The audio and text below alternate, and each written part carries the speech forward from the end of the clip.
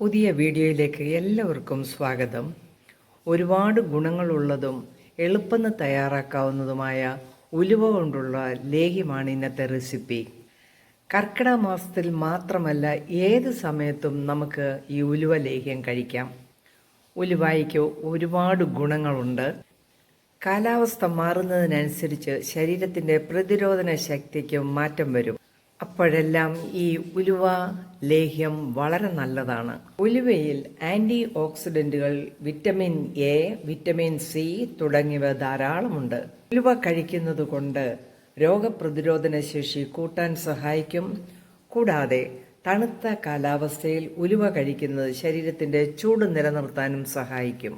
ശരീരത്തിൻ്റെ വേദനകൾ മാറ്റാൻ ഈ ഉലുവ ലേഹ്യം വളരെ നല്ലതാണ്.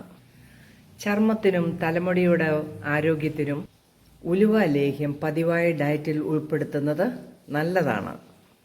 അങ്ങനെ ഉലുവ ലേഹ്യം എല്ലാം കൊണ്ടും നല്ല ഗുണങ്ങളാണ് നമ്മുടെ ശരീരത്തിന് നൽകുന്നത്. നമുക്ക് ഈ ഉലുവ ലേഹ്യം ഉണ്ടാക്കുന്ന വീഡിയോയിലൊന്ന് കണ്ടു നോക്കാം.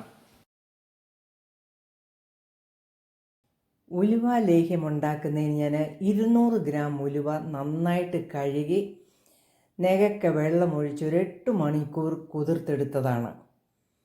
ഈ വെള്ളത്തോടെ നമുക്കൊരു പ്രഷർ കുക്കറിലേക്കാക്കി ഒരു 4 വിസിൽ ആകുമ്പോഴത്തേക്ക് നന്നായിട്ട് ഇത് വെന്ത് കിട്ടും. നമുക്കിതൊരു പ്രഷർ കുക്കറിലേക്ക് മാറ്റാം. വേറെ വെള്ളമൊന്നും ഇനിയും ചേർക്കണ്ട. നമ്മൾ ആ കുതിർക്കാൻ വെച്ച വെള്ളം മാത്രം മതി. ഇതിലേക്കൊരു 1/2 ടീസ്പൂൺ മഞ്ഞൾപ്പൊടി ഇട്ട് കൊടുക്കാം. 1/2 ടീസ്പൂൺ ചെറിയ ജീരകം ഇട്ട് കൊടുക്കാം. 1/2 ടീസ്പൂൺ കുരുമുളക് പൊടി ഇട്ട് കൊടുക്കാം. 1/4 ടീസ്പൂൺ ഉപ്പും കൂടി ഇട്ട് കൊടുക്കാം. നന്നായിട്ട് ഇതെല്ലാം കൂടി ഒന്ന് ഇളക്കാം. 4 വിസിൽ വന്നിട്ടുണ്ട്. ഉലുവ നന്നായിട്ട് വെന്തിട്ടുണ്ട്. ഞാൻ ഫ്ലെയിം ഓഫ് ചെയ്ത് കൊടുത്തു. നമുക്കിത് തുറന്ന് തണുക്കാനായിട്ട് വെക്കാം. നന്നായിട്ടിത് വെന്തിട്ടുണ്ട്. നല്ലതുപോലെ ഇത് തണുക്കാനായിട്ട് വെക്കാം. എന്നിട്ട് നമുക്കിത് മിക്സിയിൽ നന്നായിട്ടൊന്ന് അരച്ചെടുക്കുകയും കൂടെ ചെയ്യാം. വെന്തെടുത്ത ഉലുവ നമ്മൾ മുഴുവനും അരച്ചെടുത്തു. വെള്ളമൊന്നും ഇതിന് ചേർക്കരുത്. നന്നായിട്ട് അരച്ചെടുത്ത ഈ ഉലുവ നമുക്ക് ലേഹ്യമുണ്ടാക്കാം. ലേഹ്യമുണ്ടാക്കാനായിട്ട് ഞാനൊരു വലിയ പാനാണ് വെച്ചിരിക്കുന്നത്. ഇതിലേക്കൊരു 100 ഗ്രാം നെയ്യ് ഇട്ട് കൊടുക്കാം. 100 ഗ്രാം നെയ്യെന്ന് പറഞ്ഞാൽ ഏകദേശം ഒരു 5 ടേബിൾ സ്പൂണോളം വരുന്നുണ്ട്. ഇതൊന്ന് ഉരുകാനായിട്ട് വെക്കാം. ഇതിലേക്ക് നമുക്ക് അരച്ചെടുത്ത ഉലുവ ഇട്ട് കൊടുക്കാം. നമുക്കൊന്നെല്ലാം ഉടച്ചു കൊടുക്കാം. ഈ നെയ്ക്കകത്ത് നമുക്കിതൊന്ന് നല്ലപോലെ മിക്സ് ചെയ്ത് കൊടുക്കാം. ഇതിലേക്ക് ഞാൻ 1 കിലോ ശർക്കര പാനിയാക്കിയത് ഒഴിച്ചു കൊടുക്കുകയാണ്.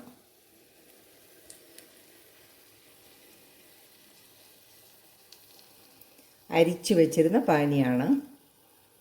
ഒട്ടും കല്ലും കട്ടയും ഒന്നും ഇതിനകത്തില്ല. നിങ്ങളെടുക്കുമ്പോൾ അതുപോലെ അതനുസരിച്ച് അരിച്ചെടുക്കണം.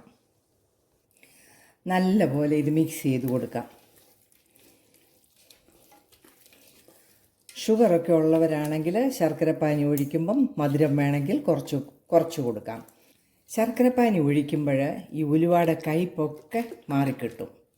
ഏകദേശം ഒരു 5-10 മിനിറ്റ് ഇതൊന്ന് നന്നായിട്ട് ഇളക്കി കൊടുത്താലേ ആ ലേഹ്യത്തിൻ്റെ പരുവത്തിലേക്ക് വരത്തുള്ളൂ.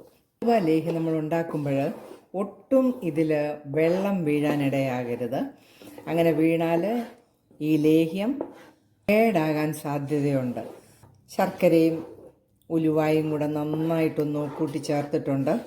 ഏകദേശം ഒരു 10 മിനിറ്റ് നമ്മൾ ഇളക്കി കൊടുത്തിട്ടുണ്ട്.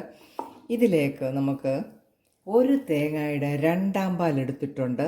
ഇത് ഒരു 5 കപ്പുണ്ട്. നമുക്ക് ഒഴിച്ചു കൊടുക്കാം. നന്നായിട്ട് ഇതൊന്ന് തിളപ്പിച്ചെടുക്കാം. ഈ സമയത്ത് ഫ്ലെയിം കുറച്ച് വെക്കണം. ചെറിയ തീയിലേ ഇത് തിളപ്പിച്ചെടുക്കാവൂ. ഉലുവ ലേഹ്യം ശരീരപുഷ്ടിക്കും പുറം വേദനയ്ക്കും ആരോഗ്യ സംരക്ഷണത്തിനും നല്ലതാണ്.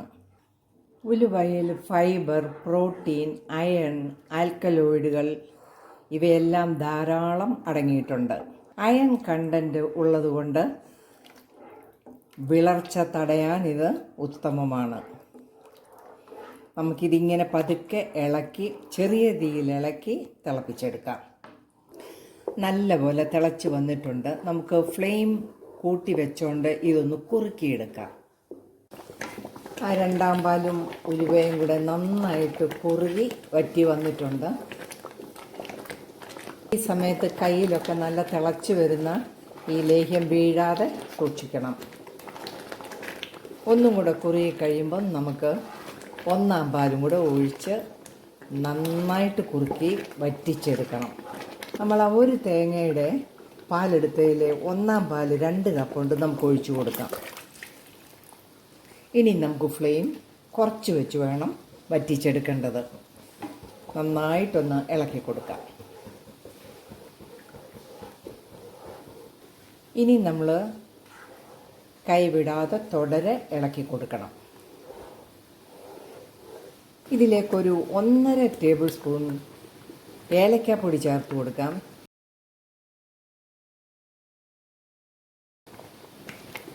ഇളക്കി കൊടുക്കാം.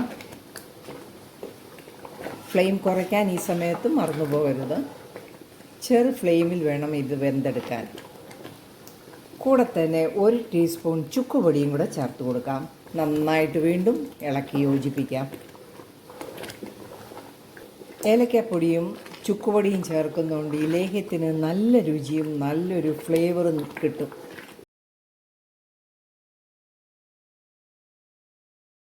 ലേഹ്യത്തിലുണ്ടായിരുന്ന വെള്ളമയമെല്ലാം വറ്റി വന്നിട്ടുണ്ട്. നെയ്യെല്ലാം തെളിഞ്ഞു വന്നിട്ടുണ്ട്. ഈ സ്പൂൺ വെച്ച് വലിക്കുമ്പോൾ എല്ലാം കൂടി ഒന്നിച്ച് വരുന്നെങ്കിൽ അത് പരുവമായിട്ടില്ല. പതുക്കെ കൂടി ചേർന്നാലേ ലേഹ്യത്തിൻ്റെ പരുവാകത്തുള്ളൂ. ഇളക്കി കൊടുക്കാം. ഒട്ടനവധി ഔഷധ ഗുണമുള്ള ഒരു ലേഹ്യമാണ് നമ്മൾ ഉണ്ടാക്കിക്കൊണ്ടിരിക്കുന്നത്. ശരീരപുഷ്ടിക്കും എല്ലാത്തിനും ഈ ഉലുവ ലേഹ്യം അത്യുത്തമമാണ്. ഫീഡ് ചെയ്യുന്ന അമ്മമാർക്കൊക്കെ ഇത് ഒത്തിരി നല്ലതാണ്. നന്നായിട്ട് പാലൊക്കെ ഉണ്ടാകാൻ ഈ ഉലുവ ലേഹ്യം ഒത്തിരി നല്ലതാണ്. ഈ ലേഹ്യം ഇപ്പോൾ നല്ല പരുവമായിരിക്കുകയാണ്. പതുക്കെയാണ് കൂടി ചേരുന്നത്. നമുക്ക് ഫ്ലെയിം ഓഫ് ചെയ്ത് കൊടുത്തിട്ട് ഈ ലേഹ്യം തണുക്കാനായിട്ട് വെക്കാം. തണുത്ത ഉലുവ ലേഹ്യം നമുക്ക് കുപ്പിയിലേക്ക് മാറ്റാം. നമ്മൾ ഈ ലേഹ്യം കുപ്പിയിലോ ഭരണിയിലേക്കും മാറ്റുമ്പോൾ അതിലൊട്ടും വെള്ളമയം കാണരുത്. വീഡിയോ ഇഷ്ടമായാൽ ലൈക്ക് ചെയ്ത് സപ്പോർട്ട് ചെയ്യാൻ മറന്നു പോകല്ലേ. നാളെ നല്ല വീഡിയോയുമായിട്ട് വീണ്ടും നമുക്ക് കാണാം. Thank you.